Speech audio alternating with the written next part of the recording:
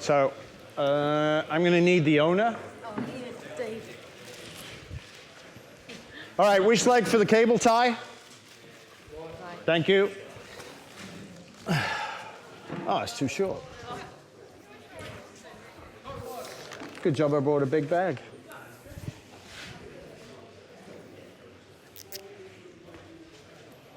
Okay, so now that we're starting this, we're going to go to the next tier of information. That is pretty simple stuff that you can all figure out and do easily by yourself. This might take 2 or 3 people. So, who's the least expensive? Who drinks the most? Who can be slung over your shoulder and brought in to help? But most importantly, who can you trust with a tape measure? Because it can't be you. So at this point, the cable tie is going to go on.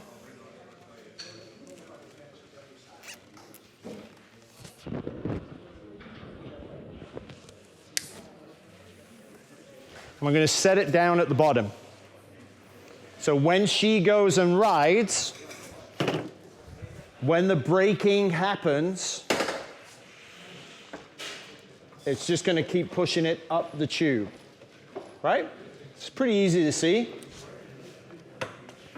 On a rainy day, it's not going to go that far. On a nice sunny day, it might go a lot further because your grin's bigger and you're not scared. So that will tell us. What's the first thing I need to do? So, anybody want to volunteer a phone that's super fast with fingers and under 25? Because I'm not. So we need, what year is it? 2009. 2009, Suzuki. GSR600. GSR600. GSR600. Anybody want to volunteer for year, make, model, specs? On it. Thank you. Okay, remember the stretch? So the stretch gives us 130 millimeters. We'll get to the answer momentarily because he's super fast. The website to use is BIKEZ on the search. So we know what that is, extended. On the back, the next tier of knowledge. If you ride your mate's bike, if you borrow a bike, the first thing you need to do is, can I pick it up? Yes, I can pick it up. So that is called static sag. It's the bike under its own weight. And I can pick it up, no problem. If you cannot pick up the back of the bike and you were a terrible child on the trampoline and sent your mates home the fast way, then you deserve a temporary beating. But most of you may have been getting that for years on end anyway. You never, ever, ever ride a bike you can't pick up in the back. Because when you go into the corner, there's no dead space and you are nudged. That is an involuntary steering input. Remember that 40% fatal statistic? I've worked with the serious crash division and a couple of bikes. Couldn't pick the back up. Might have been a good competent rider. Put it in the corner, bump, push, game over, done. So that is another way you can help people with a massive positive impact right out of the gate. Can I pick it up or can I not? It is 2 watt in the rear. Too hard. So we might see when she sits on the bike, the measurement in the front is much greater than the measurement in the rear. And if that does, what's the pitch? What's she doing with braking? Less than she could. We got a distance? 130? So that means 10 millimeters from the top is maximum travel. We had a gentleman with a brand new HP4. Would not let me do this.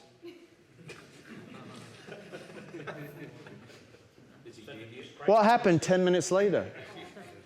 At a ride day, first session.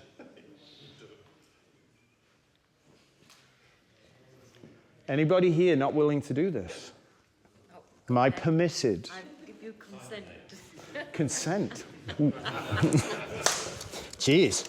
You're in the legal profession? No. All right, 10 more.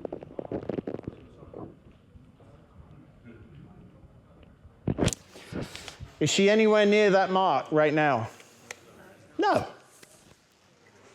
So at this point, we are going to sit her on the bike, and we're going to measure how much the bike collapses. 140 was the front, agreed? So on the rear, that's stretched. We have 500 exactly. Please take a seat. Now, whichever way you do this, t-shirt, shorts, jandals, full gear, I do not care. Big emotional talking point.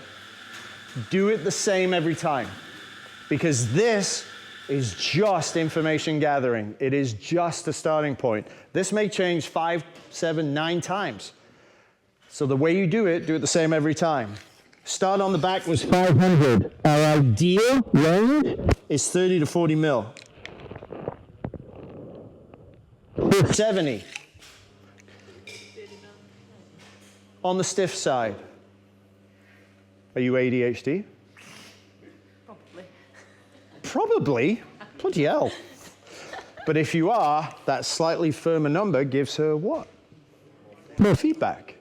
So that might be good. But if she's not that, maybe we need a bit softer.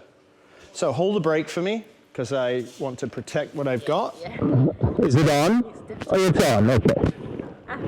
Oh, oops. Finally. Jeez. I knew this would happen.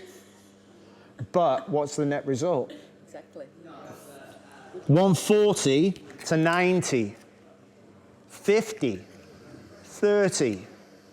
Now, if this was a new to you bike, even though it's not new, right out the gate, before you even put the key in, you know where you're at. Can I brake really hard? Can I go in the corner fast? No. Doing. So before it even gets put on the road, I know what my problems are. Now the question is, what do I do to fix it? So, dismount. So we know the front's all pear-shaped. I think that's a phrase over here, isn't it? We know it's outside of the range at 50. It's way too soft.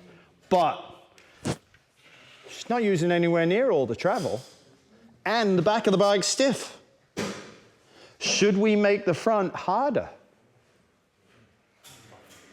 That's up to her, because she's got to go ride it and see where the travel goes after the adjustment. What's this doing to her? A shortage of breath. That's probably why I ate corners. So at this point, we have no adjustment here for that. What we do have is a preload adjuster. How many of you are fixed on numbers? It has to be this. We're dynamic people. We evolve and change. This has to change. What if 60 mil in the front is the flight attendant's smile? Is it wrong? Some of you are going to go, well, no, but yeah. And the classic Kiwi response, yeah, nah, you know, yeah, nah, yeah. So at this point, if I made this softer, what does that do to the kick back? It's less. So if I make it a little bit softer, because she's nowhere near maximum travel, we can take the kick out of the spring. That's a win. It's not perfect, but it's a win. And I'll take a win, even if it's a small one. So we'll go half, 1, half,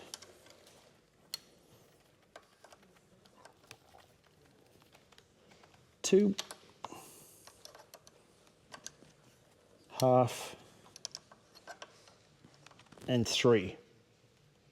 Now we've got to do exactly the same on this side, because you can't have one fork do this.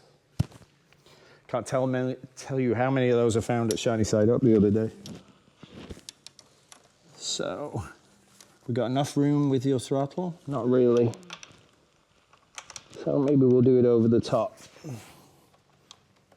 Can I, or can I not get to it? Okay. Quarter.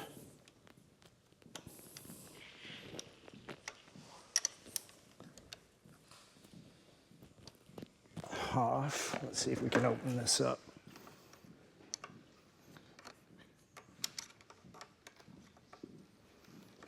Come on. Where's the edge? It's there, so. 1 1/4, 1 3/4, 2 1/4, 2 3/4, 3. Okay. How gently did I pull down on that front end when she was on it? Not much, because I'm down here, so I don't have a ton of leverage, do I? I only use 2 fingers. So now I have to do it the same. Otherwise, it's not fair. You're getting your steps in tonight, eh? Definitely. Okay, so I'll do the same thing, because I had the tape measure in this hand. Brakes on. Thank you. A lot less. It's not great. It's not much of an improvement, but it's better. Because we got 2.5 bounces last time. If this doesn't go anywhere near that black dot, what can she do more of? Back it off. This is where the numbers go out the window and people have intense emotional or intellectual problems with it. And we have to get the couch out and the pillows and the clipboard. Because it's what's right for the human, not right for the textbook. And we're all told what we have to do, and we have to do it. But you don't. So in this instance, can you choose what you want to do with the rationale of why? So by reducing the preload, reduce the... So the tension on the spring is here. If I soften it, the tension on the spring is less, so we'll kick less. Now, if I was to smash it down into the ground under full brakes, it will probably go backwards.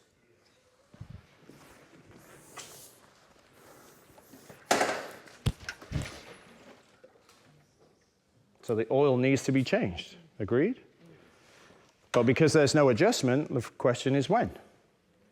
So when the oil is changed, and in your case, 10 weight will be as suitable for how you use the bike, the change is going to be that. Okay, change the oil. What's the data point? Yeah, it's 3,000 Ks. Okay. Every 3,000 Ks, 30 bucks comes out, or whatever it costs to do the job, it's done.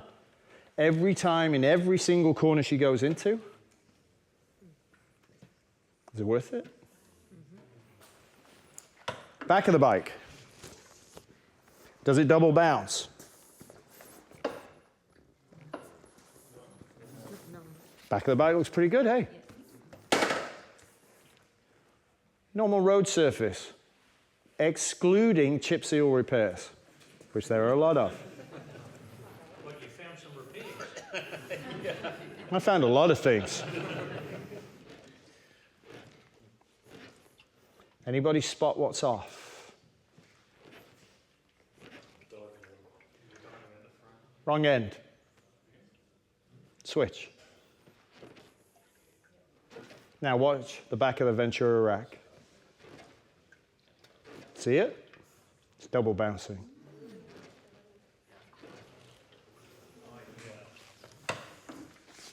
Tool required is, I don't know. You beauty.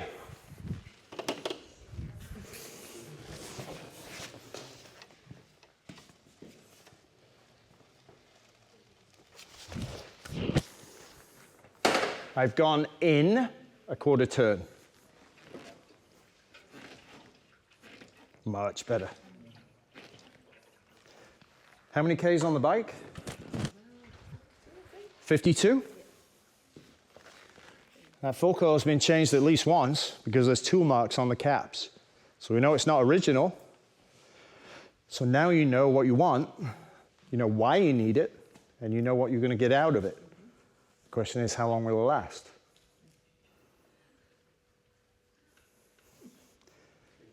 Another 52,000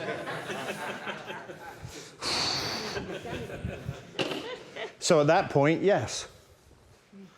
Whoever's nearest to you, wherever you go, whoever you trust, you need 10W oil in the front, and you'll see how long it lasts.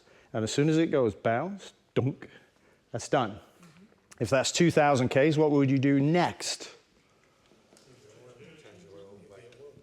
Change the oil weight. If 15W gave you still a beautiful, comfortable ride, and it lasted 5,000 to 6,000 Ks, that's money well spent.